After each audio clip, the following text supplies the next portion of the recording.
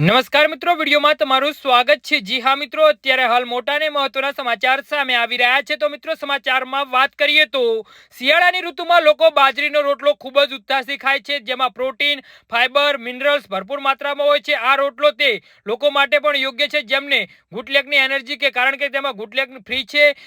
શિયાળાની ઋતુમાં જેને સરસોના શાક સાથે ખૂબ જ ખાવામાં મજા આવે છે। જી હા મિત્રો, અત્યારે હાલ મોટા સમાચાર સામે આવી રહ્યા છે।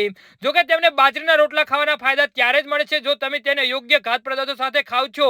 બાજરીના રોટલા સાથે કેટલીક ખાદ્ય વસ્તુ ખાવાથી તમારી સેહત પર ખરાબ અસર પડી શકે છે। તો ચાલો જાણીએ બાજરીના રોટલા સાથે કઈ વસ્તુ ન ખાવી જોઈએ।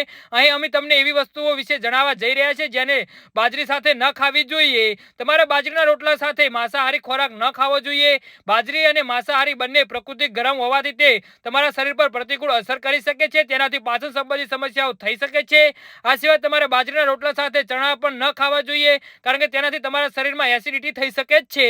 જી હા મિત્રો, કારણ કે આમાં મસાલાનો વધુ ઉપયોગ થાય છે જેમાં ગેસ, કબજિયાતની સમસ્યા થઈ શકે છે। બાજરીના રોટલા સાથે ભુજિયા, સમોસા અને પકોડા જેવા વધુ પડતા તળેલા અથવા ભારે ખોરાક ખાવાથી પાચન તંત્ર ખરાબ થઈ શકે છે કારણ કે બાજરી ભરપૂર પ્રમાણમાં ફાઇબર હોય છે અને તેમાં તળેલા ખોરાક સાથે યોગ્ય રીતે પચતું નથી। જી હા મિત્રો, તો આના વિશે તમારું શું કહેવું છે તો નીચે કમેન્ટ બોક્સમાં જરૂરથી જણાવજો। ધન્યવાદ।